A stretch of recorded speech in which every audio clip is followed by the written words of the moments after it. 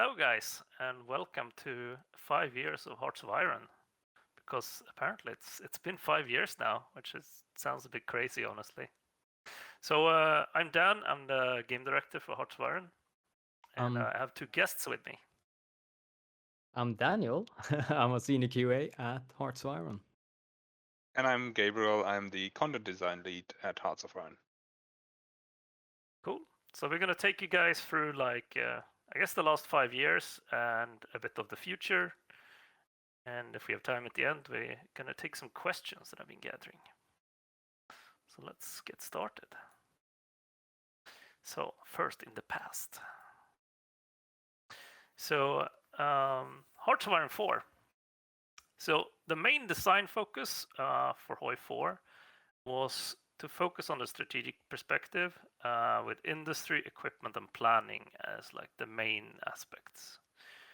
The main reason for that was honestly the parts I liked most out of HOI 3.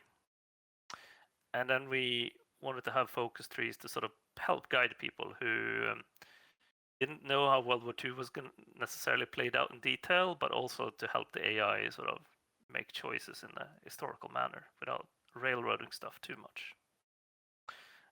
It's interesting that I sort of designed it as a Hearts of Iron for HOI players who didn't like HOI 3 so much, but did like HOI 2, because there was a bunch of people that stuck to HOI 2.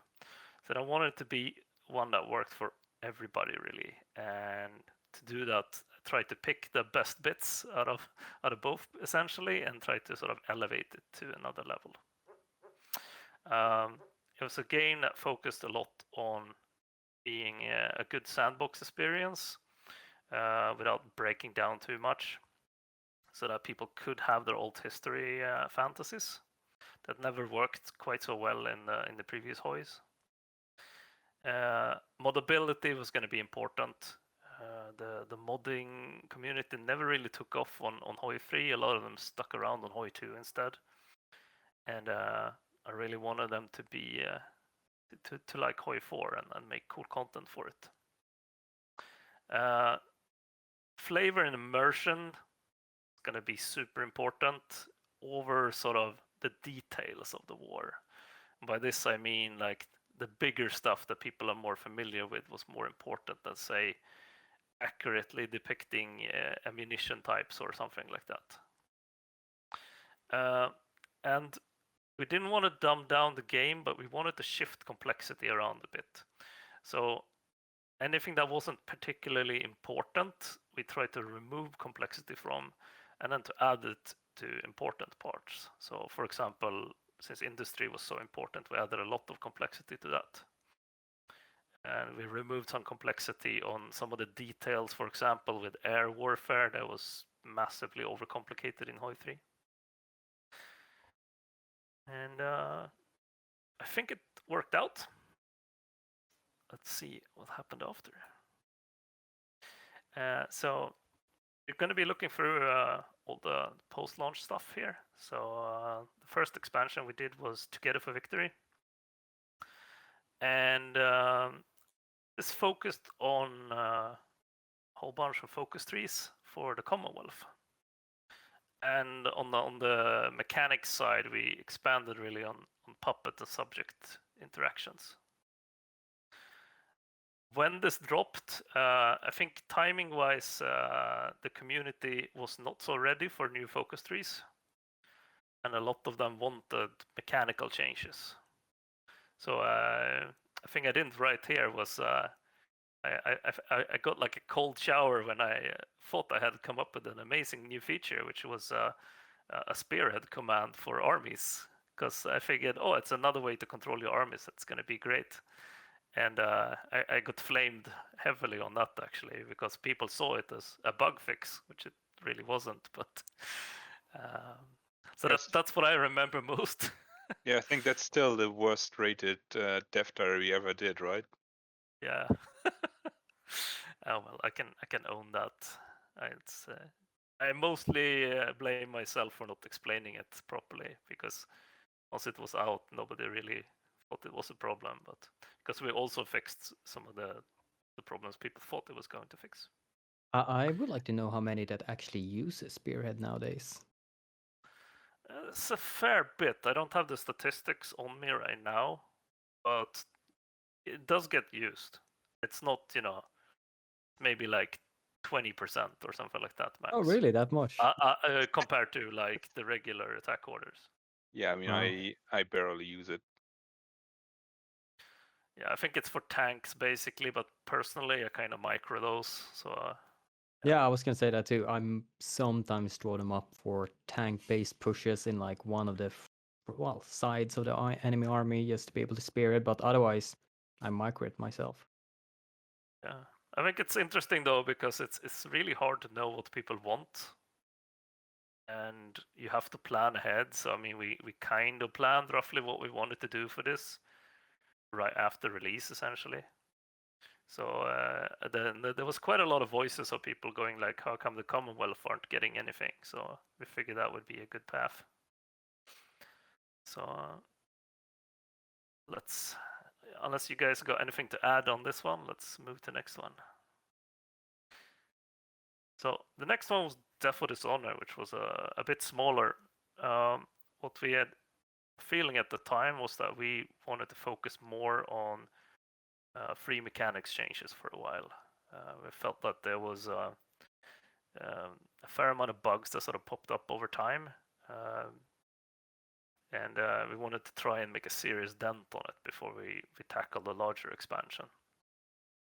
There was a lot of people who really wanted minor European access trees as well, so that was our content focus. But on the feature side, we did some minor stuff like production licenses and equipment conversion and stuff, but a lot of the time was spent on reworking AI fronts as well as reworking the air system as well. Actually, I had to remind myself what the air system looked before then, because it was It was incredible. What are you talking about? you had to like move every single thing, and you couldn't like group. Yeah, it was interesting, and there was no like proper combat screen either, so you couldn't really see what the enemy were doing. You were just checking from time to time and going like, oh, I have thrown these many planes into this black hole, and the other guy Yeah. has thrown that many planes, and I guess I lost. Should have It- thrown in more Yeah. planes. Yeah, that was I mean, basically just throwing planes in a giant tornado was always kind of the design on it though, because I didn't want it to get overly like require too much attention, and it, to me, the air game was heavily like an industry game, like who could outproduce the others and stuff like that, and ranges and things like that, rather than individual pilot stuff. But Meat Grinder 2.0. Yeah. So Daniel, out of these focus trees here, which one's your favorite to play? I think I gotta say Hungary. I think. I think it's the classic choice, Austria-Hungary, and of course you are semi-powerful, minor/major. You can kind of do whatever you want. You become Greater Hungary if you ally up with Germany. You do your own thing when Austria-Hungary, or you just take over all the Balkans and kill Germany as well. You have all the choices open for you. Czechoslovakia is forts. Yugoslavia is puppets. Romania, you have oil, so you trade with everyone, but. You also have Soviet the Union crazy come. party king. Oh, that's true. Yeah, which I'm partial to. I remember sending drunken design ideas to people about that. But I think out of popularity, if I remember, Romania is the most popular. Then comes the monarchy path for Hungary. Yeah, Then I mean, don't remember. I think I think Czechoslovakia is more than Yugoslavia, maybe. in terms of like focus trees that had the biggest impact on the trajectory of content design afterwards, Hungary and the Austria-Hungary branch probably, with some distance, the most important one. Yeah, Like, I remember us talking before release. We were like, "Oh shit, are people gonna like burn down the office now because we're doing like alt history branches?" Because we hadn't really done it before, and we were like, "Let's try it, see if people like it," because they seemed to talk about it. And then like it was like 80% of players playing that for the first like 2 weeks or something like that. yeah. So it was Yeah, this went, and after this we went like, okay, so we're gonna have to try and go 50-50 now, basically. So yeah, this one definitely changed like the course of stuff. Also, it's got the nicest cover image, I think. It is really good. It is really cool. Right, and Waking the Tiger. So Waking the Tiger was the first really big one because we felt like we it sorted a lot of the technical stuff and was ready to sort of tackle land warfare, which does touch a lot. So it's a lot of work to make an expansion like this. So for this one, we added all the different Chinas, I guess you can say, and we did also rework of Japan, and what some people say don't quite fit in. We also did rework for Germany. Do you remember why we decided to do Germany, Gabriel? Because we had originally earmarked it for Death or Dishonor, and then very quickly realized that, oh, we don't have the time or the people to do this in a $10 DLC, so let's move it to the next one. Oh yeah. And then we that's probably why. Yeah. Drickus and went like, Drickus, what do you think? Make something about the Kaiser. And he's like, I got you. Yeah. A lot of like people think some of this is super planned, but often it's just a person going like, I really want to do this thing now. And then we go like, yeah, I guess it works. Like Yeah, I like to remember some event you could get as Austria-Hungary about Imperial Germany. I'm like, we don't have that in the game, and we're not gonna have it until next expansion. So it's like, bug report that. Otherwise, we're revealing next expansion. Yeah. And then we did chain of command stuff, which was something a lot of people asked for. I think that was maybe a system that we did dumb down too much after switching to Hoi 4. It felt a bit empty without any chain of command. Doesn't mean that you have to have tons of levels, but I think the stuff we put in felt like a good abstraction level. It meant that you could do more fun stuff with generals and stuff like that. And we did command abilities. We added decisions and missions, which is, I'm not sure why it took this long, but it was definitely nice to have that. It's so much easier to make content with it. Yeah, it's weird because it's still, for me, a bit this new thing we just got, and I just realized, yeah, it's been in the game for about 3 years now. Well, we almost had it in the game during like alpha, beta, you know, an entire previous natural focus path, but it was more like decisions. They were really Yeah, cool. that's true, I liked actually. them. I still miss them. What happened? Yeah, but I'm quite happy with decisions now. Honestly, it's like for me, it's a development onto the system that we had in Wiki 2, which I felt that we moved to a pretty good place for back then, and it sort of just improved on that, I think. Also, this is cool. Remember, before this expansion, we have national unity, like in Hoi 3, instead of separating stability and war support. Yeah.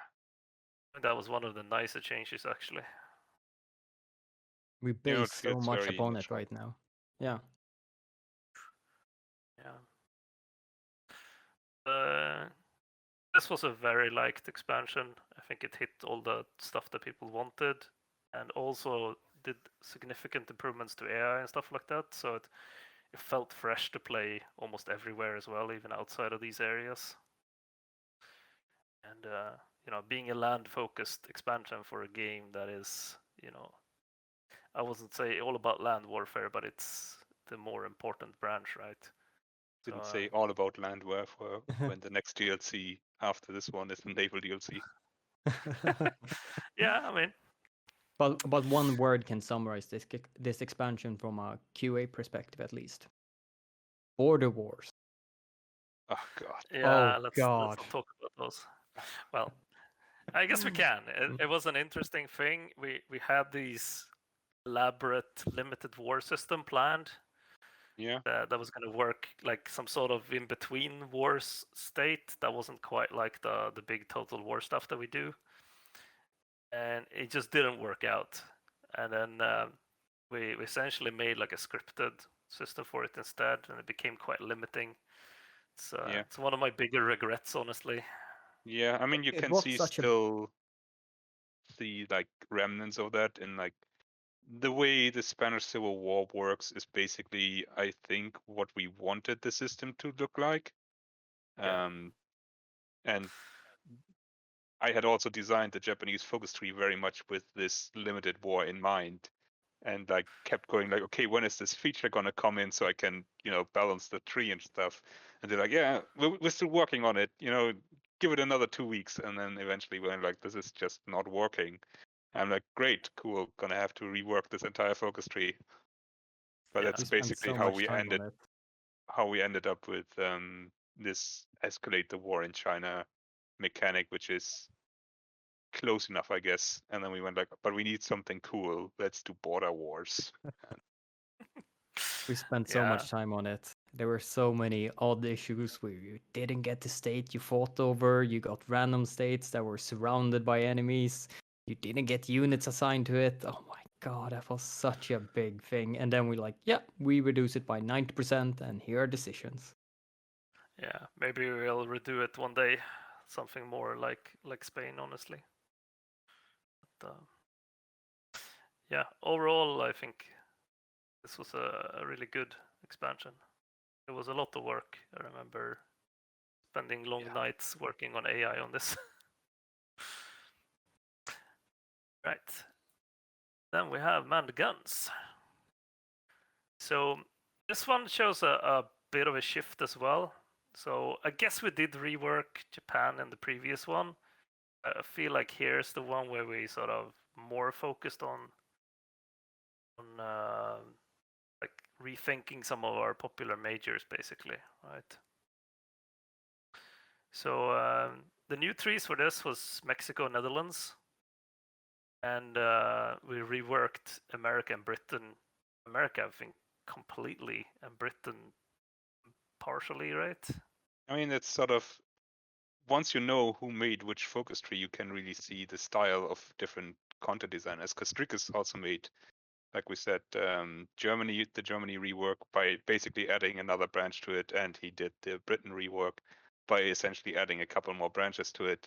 Whereas I did the Japan rework and the US rework, which is very much okay. I'm going to keep these 3 focuses, and then I'm going to build an entire new focus tree around it. Yeah. What I think was cool with this one was that we did scripted interface stuff for the first time quite visibly. Yeah. That really, I think, helped with the Congress stuff. Then we had a ship designer, and we redid naval combat, and we added fuel. Yeah, I had to Fuel. check. I seem to remember that fuel came with Waking the Tiger, but it did in fact not come with Waking the Tiger. No, I remember being talking to fans around Waking the Tiger and go like, I don't think fuel is important enough, and I go in my head like, it's tied to boats so much, especially for Japan. So I didn't, but I think I'm really happy actually with the naval system in this. I think nobody else has really pulled off a strategic game that has submarine warfare that's really impactful actually. Yeah. My regret though is that like it was a very hard system to teach people. So a lot of people in the beginning were like didn't understand how it worked, and Yeah. we had some stuff planned for that, but it didn't really make it in time for release either. If you remember the tutorial videos and stuff. Yeah.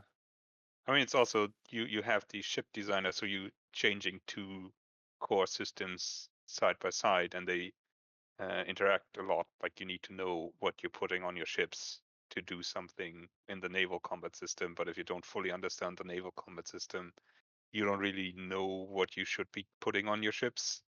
So that's a bit where we fell short of really explaining what's going on. And we changed it so many times. I remember when we got that random ship that suddenly drained 0 fuel, but went into 6,000 kilometers every single tick.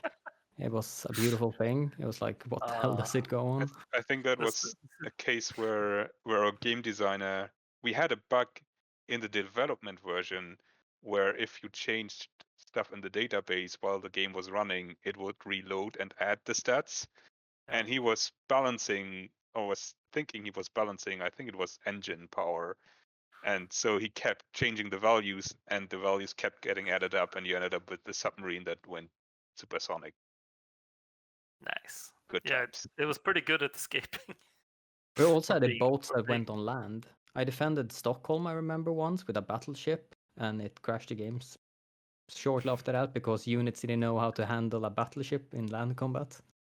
Oh yeah. Yeah, I mean they have the same core, so you can sort of kick off the simulation, I think. But yes, then stuff goes weird. All right. So next up we got La Resistance.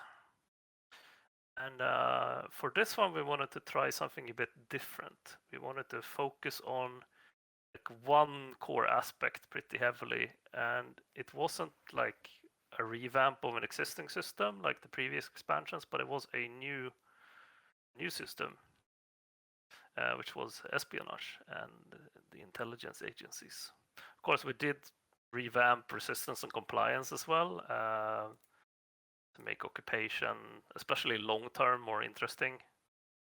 Because it never felt right that the faster you can get someone to capitulate, the least it hurts. And country-wise for this, we added Portugal and frankly gigantic tree for Spain. Yes. I will never forgive Drickers for it. Never. I think it almost drove him insane. No.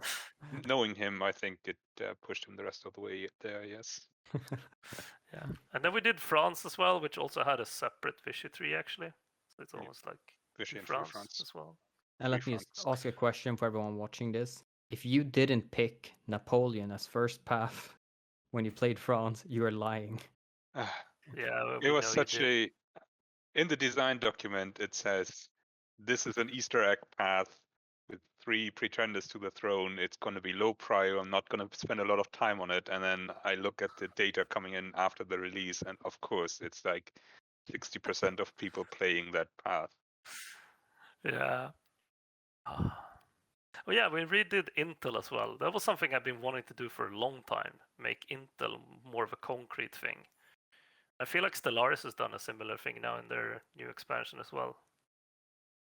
I think that might become a staple in our future games. I was quite happy with that actually, making it more of a concrete thing with multiple ways of gathering intel. Yeah. All right. Then we have Battle for Bosphorus. So here we're trying something new again. Arguably Death for Dishonor was similar, but we didn't really think about it like that. We thought about it as a smaller expansion only, but here we try to find a new format, which we call Country Pack. Which the idea was that we would add some minor countries. So in this case, Turkey, Greece, and Bulgaria. And Turkey and Greece were some of the more popular trees, like the more popular countries to play, even without like any like mods or anything like that. Bulgaria was less popular, but became reasonably popular with like after people bought this. And we wanted to focus our fixes and free update part of this to old DLC trees, which like never really fit into schedule before to work on. So guys did like a bunch of fixes to Yugoslavia and some of the other stuff going on in the Balkan, right? Yeah, Romania. This was also an expansion where we or country pack where we got freelancer help as well. So I think maybe 2/3 or something like that was done by a freelancer as well to help us out on this. Because most of the team was working on the other expansions actually. And this, weirdly enough, is a loading screen or a menu where I actually had to tell people that there were too many cats, which felt really strange because I'm normally the guy that asks for more cats. That's an absurd statement. There are only 2 cats in there. And now there's only 2 cats. I think there was like 4 or 5 at one point. Yeah, I think there was one more on the balcony, maybe one on the boat as well. Like, yeah. So there was a lot of cats, which makes sense. It's Istanbul's famous for that, but it felt weird to have to be the one to say less cats instead of more cats. All right, takes us into the present. Bum, bum, bum, bum. But first, and we're going to talk about the new expansion soon, which means talking about some community updates, because I know you guys love to see this. And it's cool to see the mod order. I think I got 7 this time. Yeah. So Road to 56 top. They usually are, since Millennium Dawn had like Millennium Dawn used to be like the king almost for a while there. Then they dropped off a couple of years ago. Road to 56 going strong. Kaiser going strong on 6%. And then of course Millennium Dawn. And then the sort of new kid here is the New Order, which has jumped up almost to 3% in like a pretty short time actually. I don't think I saw this at all on the chart like 1 or 2 years ago. No, they only released in the past year. But I think they've been working since the game released. Like they had an absurdly long release schedule. Yeah, it's kind of insane too. All the work they put into it. They really have this new order, the new world. But I mean that goes for a lot of these mod teams. You know, the work that goes into this is insane. The teams are gigantic for some of them, right? There's so many people helping out. And then we got Old World Blues. I think they're up actually from last year, but I don't remember in my head. It's I like that mod a lot. I think it's cool. I think they have a lot of cool imagination. Then we got Great Wars doing fine as well. Actually start seeing more and more people asking about World War I content as well. And then we have Iron Curtain, which I am a terrible person, have not actually playtested. How dare you? Yeah. I think I played all of these. Here? Well, I guess my kind of surprise is actually the Great War. It's been pretty steady on the top like 5, 6 the entire time. But I think World War I is a pretty strong fantasy to want to have in a game. Our game works great for World War I. These long drawn out battle plans, just killing millions upon millions upon millions. Do you remember when we were playtesting it in a stream and like we're trying to blitz it and it just didn't work? Oh my god, that was terrible. Yes, I think that's what happened in that game was what I think people thought would happen when the Germans in World War II went into France.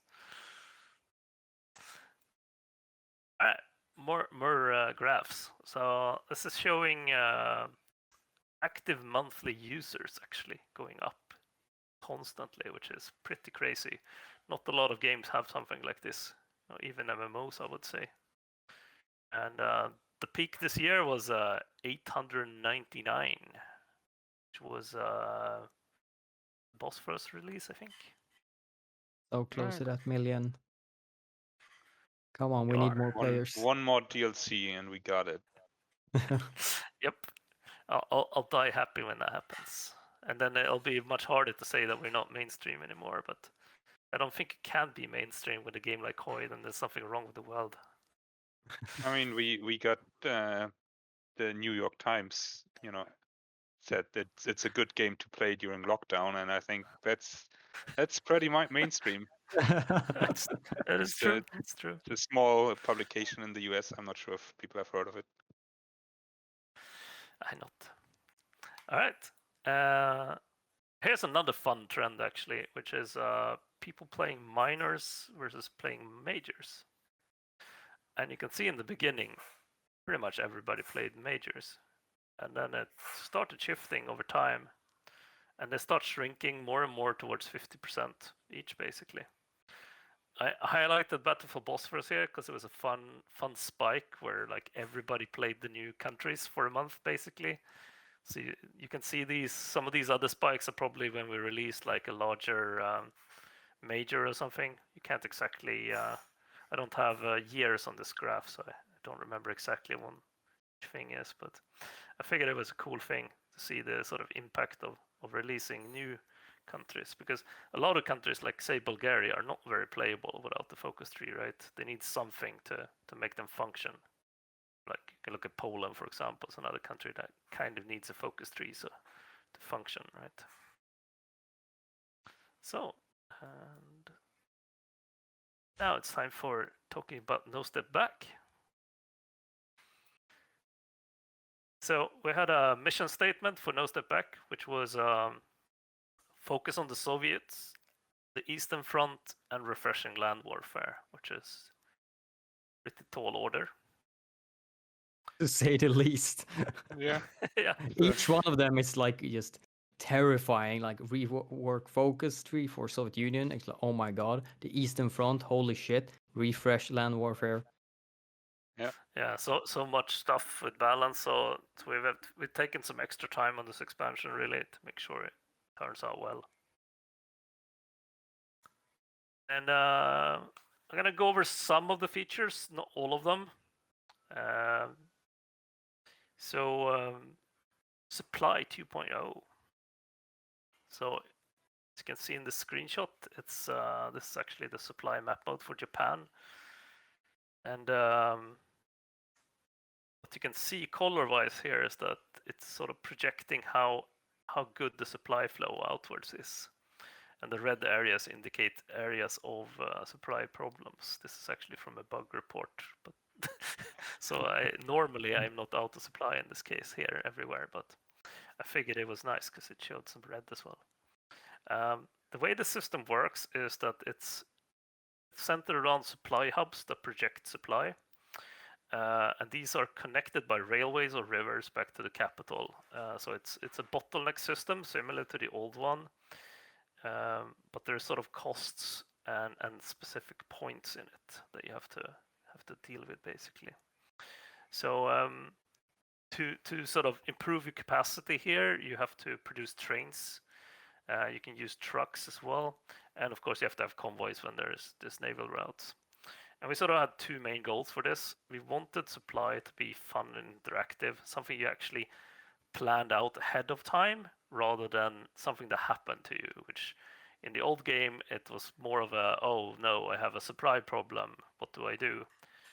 And now we're trying to shift it more to a what can I do to prepare for the supply situation that will happen when I attack this country, for example. In this case, probably it was building up the railways leading into China, kind of stuff. It also was very important, I felt, and others in the team, for properly representing history, because a lot of the way the offensives and stuff were done were to capture like railway hubs and stuff like that, and because they were not on the map, you got some strange results sometimes, and it's also kind of interesting to have more specific things to fight for that matter more in war. And I have another slide on this. You can see a bit here of the construction map mode, and you can see our work in progress train. You'll see a real train soon, but we haven't put those into the actual game yet. But you can see it snaking across Italy here. These are dynamically spawned based on how much supply people need and stuff like that. So you will see more of them when there's higher supply needs going to a place or something like that. In the top picture, you can see the construction map mode. That sort of someone, I think, up in Scotland is producing, is building railway connections. I love the bridges. Yeah, the bridges are nice. It's It's also like worth mentioning that. Sorry. No. Like I think the bridges were really that one thing that made it more alive. When trains just going over rivers, stuff like that. Just those small bridges just make it, I don't know, a bit more real, in my opinion. Yeah. All right. I'm gonna try and speed up a little bit because I realize that time is a harsh mistress here. All right. Let's keep rocking. Trains, of course. Here's a picture of a train. There's also a picture of a railway gun. So we have three types of trains. We have regular trains. We have, as you call them, war trains or war austerity trains, which are sort of simplified trains optimized for increased need in war and stuff like that. and armored trains who are sort of resistant to attacks or other effects like that. Something you want to use on hostile fronts. Yeah. Railway guns, I mainly want to tease. We're gonna be talking about them in a future dev diary. But they function a bit like a support unit, like you imagine naval bombardment and stuff like that. I think they're pretty cool. And we do have the German one in the pipe as well, the big Dora, of course. So I figured someone's gonna ask otherwise. But yeah, find out more about those in the future though. And we have a bunch for different countries as well. It's one of those things where most people don't know how common these actually were. They think it was a World War II thing, World War I thing, which is somewhat true. But there was quite a lot of these in World War II.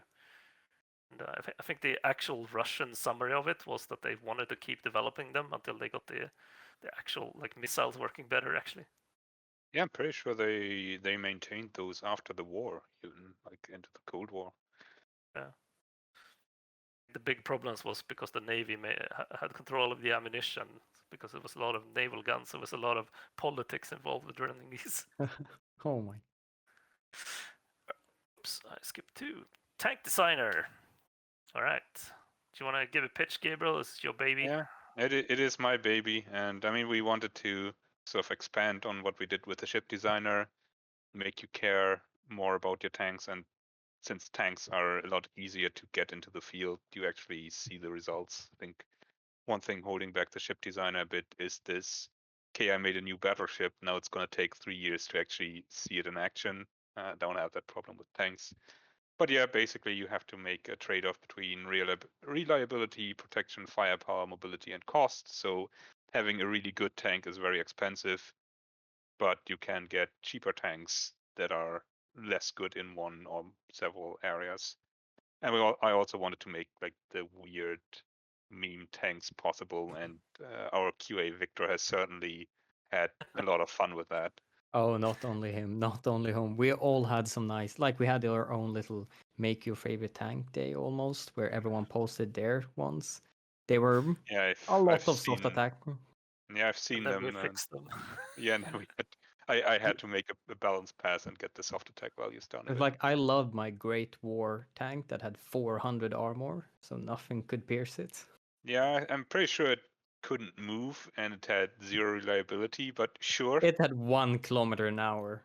because that's the base value. Anyway, yeah, not much more to say. We also reworked reliability a bit to make it more important, broke up the 40 with meta, not just with the tank designer, but with other stuff as well. And no giant tech tree this time. Yeah, I think that's worth noting. That was one of the things that people felt was stressful about the ship designer, that you needed so many more techs. So we wanted to avoid that this time.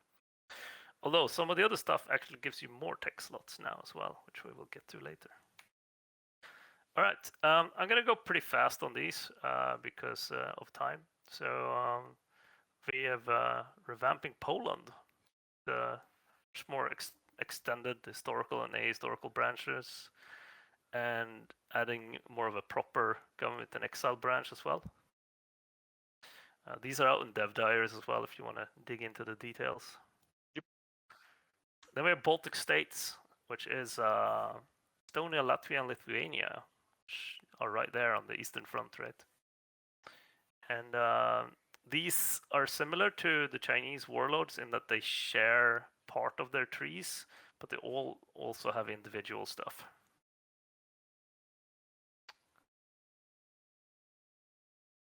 And of course, if you weren't suspecting it, well, it's here. Soviet rework, as you can see a bit in the picture, it's a work in progress. We're not really ready to show it yet.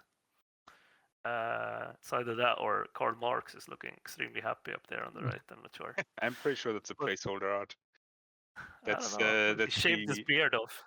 that's the Indian nuclear focus. Yeah, But yeah, we actually have several people working on the Soviet Union together. We felt it was very on brand to have a committee design the Soviet focus tree. Yeah, I mean, I can probably say safely it'll probably be our biggest tree. Yeah.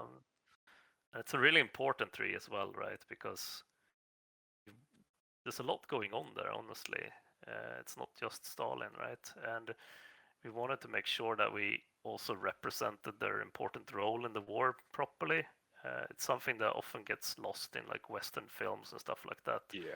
where the Allies come and save everybody, right? But I mean, I strongly believe, from an industry World War II perspective, that Russia was the country that actually beat the Germans, right? Like, without a Russia, how would the Allies have invaded?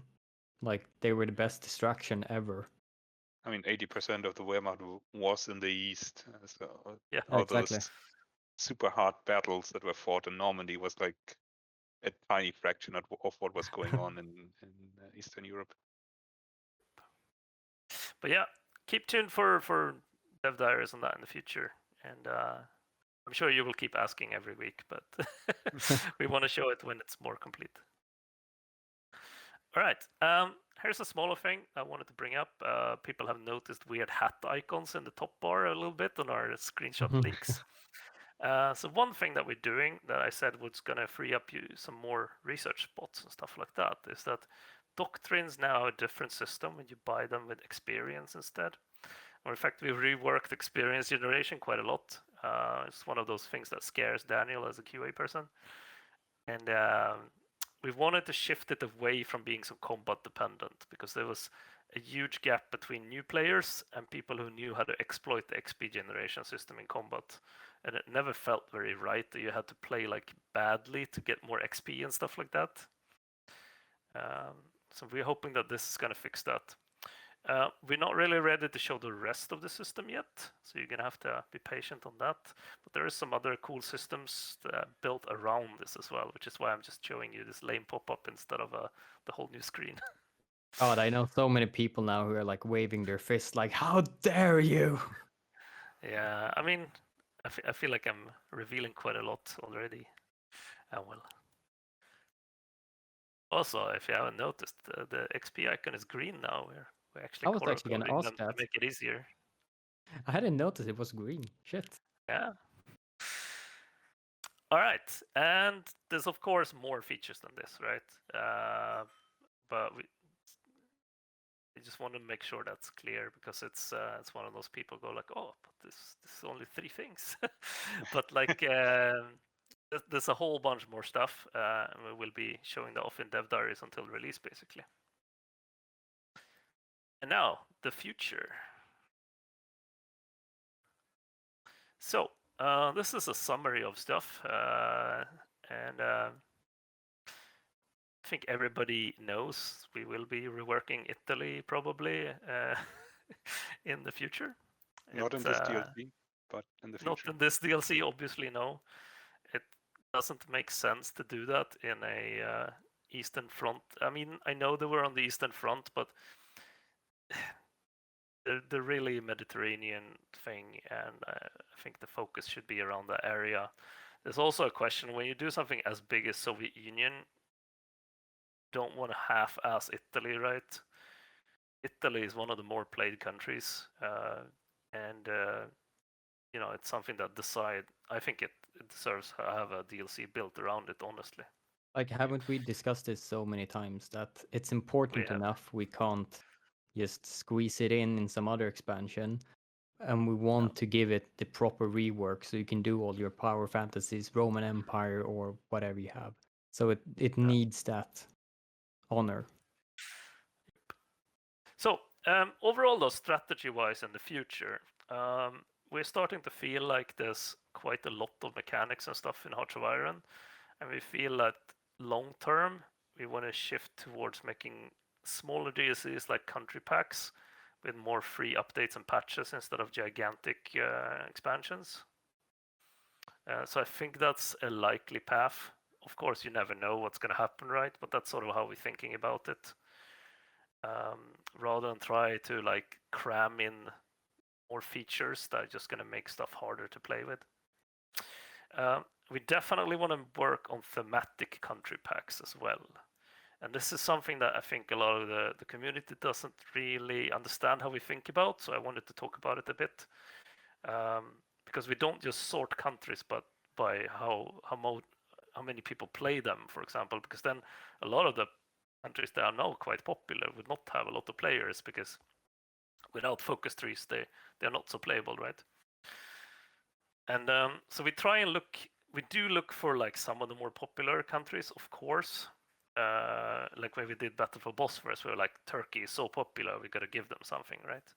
But we try to build stuff around that.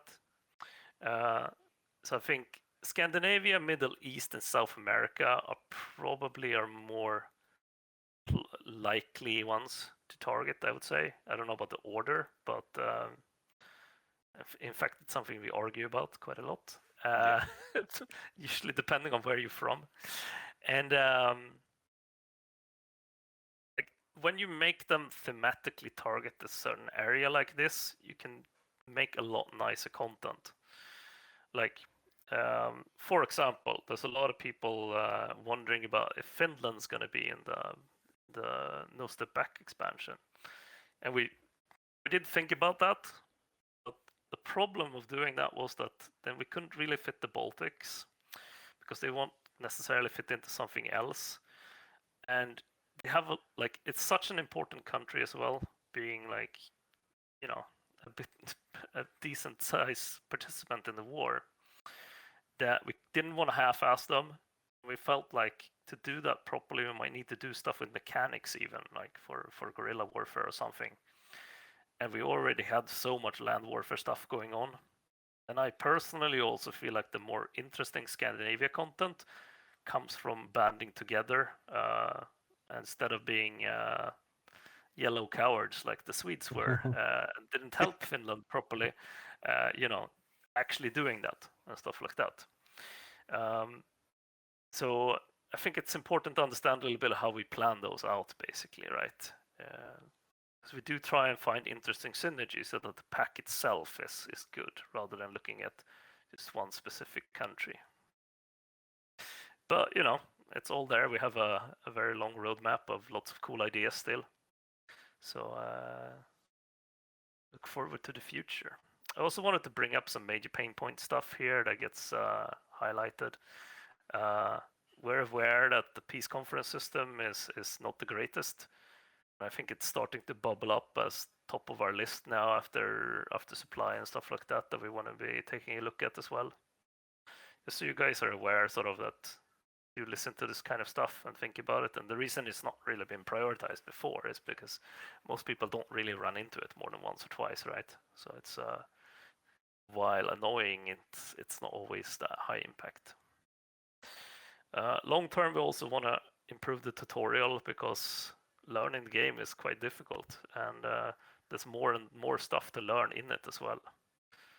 So in general, like improving onboarding and learning the game for new players is something that we think is going to be important in the future, because we're not done with Hoi yet, and there's going to be more Hoi in the future.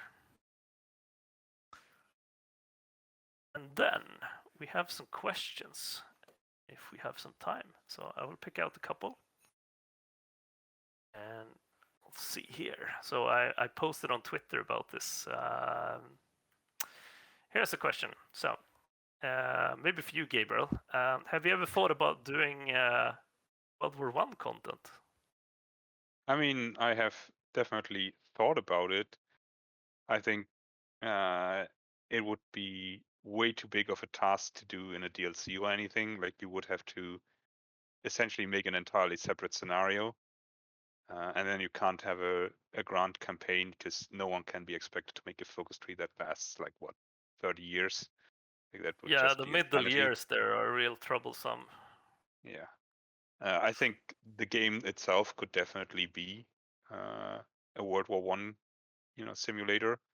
What I think would be interesting, like super long term in a Hoi 5, is actually have a game that spans from like the start of World War I to the early Cold War, and you can actually, play through World War I, and then from that outcome, it generates a Second World War with various different setups. But that's several years in the future. God, Yeah, I I don't mean- want to like I don't want to think about the piece mechanics and different rules that would have to be set up for that to work properly. That's fine. Yeah. It's fine. I have Yeah, I something. mean- I have a little Google Doc stashed away. It's gonna solve all problems. Nice. So I guess that's the second question. How long do you guys plan to support Hoi 4 before making Hoi 5? I guess I can take it. Or I mean, it doesn't. I guess it depends. Yeah, sorry, We go ahead. don't have to stop making Hoi 4 before we start thinking about Hoi 5. I think Dan and I and other people on the team have had once we make Hoi 5, we should do it like this instead of like that conversations for years now. It's Friday, 4 p.m. We're done with the week, and it's like, wouldn't it be cool if we solved this problem properly in a sequel? God, we've been talking about that since before release of Hoi 4. I'm the one for like in Hoi 5, no provinces. If you want to like grab land, you like mark it on the map and like do your borders that way. That would have been so beautiful. Yeah, I thought about that too. It's just that's a big thing that we've never tried. Yeah, would be a big thing for the entire studio even. Yeah, moving away sure. from. It's always been provinces. province-based, I guess, except Stellaris. But I mean, it's, Stellaris still sort of province-based. It's just star systems. all right, there we go. So since we're pre-recording this, I can't wait to see March of the Eagles 3 being announced on the 21st. Yeah. I think someone's going to be disappointed, perhaps, or maybe happy, because there's something else being announced then. Yeah. Out of the question to both of you guys. Out of all the focus trees, which are your favorite and maybe your least favorite as well? It doesn't have to be super specific. It could be nostalgia or what have you. Go first, Gabriel. I mean, the South African focus tree, in particular, the Communist branch, was the first one I made. Like, I think it was the Wednesday of the week when I started, when the other content designer on the team went like, "Hey, can you just take a look at South Africa, see what you can come up with for the Communist branch?" And I'm like, "I got you, fam. I have an idea." And it was quite popular. A lot of people liked it, so I'm very happy with how that turned out. As for the least favorite one, I mean the honest answer is always the last one I worked at. I haven't worked on the Soviet Union, I should say, just so you know. I'm a bit of a perfectionist. I always go like, oh, the thing I actually ended up making isn't the thing I had in mind when I started. So I always see how the focus tree could have been better. If I had to point out a single one, I think the Japanese Communist branch was a cool idea that didn't work out at all. Yeah, I mean, you can't win them all, right? Do you have any favorites or non-favorites, Daniel? Like maybe Gabriel should leave first before I say my favorite one, but I would pretty much say my favorite one, just because of all the memories I have, is the generic one. Wow. Like I Nice. think mainly because of my great memory of coming into Paradox. I was just assigned to Hoi, and I managed to take over like the world as Uruguay or something. And suddenly I had half the Hoi team standing behind me, like, how in hell did you do that? I was like, I just got manpower from the fascist focus. There was like, wait, what? How much did it give? I think it was like 45% at that point. So it just like my least favorite one, I'm probably with a lot of other people. Sorry, Italy. You're outdated. You need some work, but Oh. I mean, I don't think putting it on Italy is super fair considering how old the focus tree is. Yeah. But it's weird now when I played the old Soviet 3 the other week, and I was like, wait, this was all of it, but it's like not, it's hardly covering a whole screen. Yeah. I think we're running out of time. I just want to ask one final question from a guy on Twitter here. What do you guys think the new division meta will look like? Only My until. answer is I have no clue yet.